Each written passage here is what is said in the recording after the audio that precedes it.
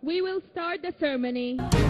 أنا بتنفس حرية ما تقطع عني الهوى. الله أكبر الله أكبر. كتير علي أحسن ما نوقع سوا.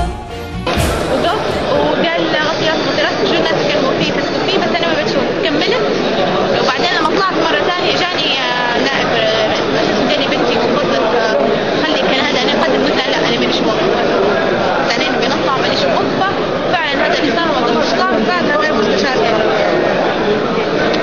يعني هو قال لي وقف مستشار وقف قال لي بسرعة فأنا احتراما لي. معلش هو اللي قال لك غطي راسك؟ هذا هم المرشحين كانوا في جانب رواحهم ولا المرشحين كانوا في مقابلتي؟ هل هو من المرشحين يعني؟ هو من أعضاء المؤتمر الوطني. بس ما أعرفش يعني اسمه.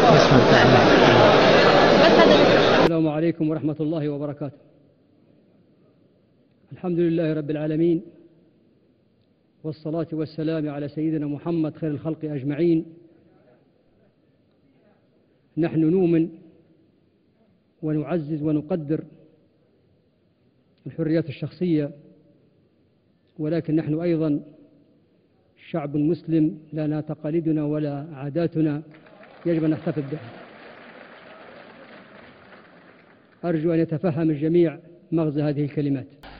أقدمت على هذا الفعل وأنا أنكره بشدة وأقول أنه لا يجوز، وقد أفتى بهذا المفتي. ما بتقدر أبدا تلغيني، بدك تسمعني وتحكيني. ما بتقدر أبدا تلغيني، بدك تسمعني وتحكيني. وإذا فكرك عم بتداويني مش هيدا هو الدواء.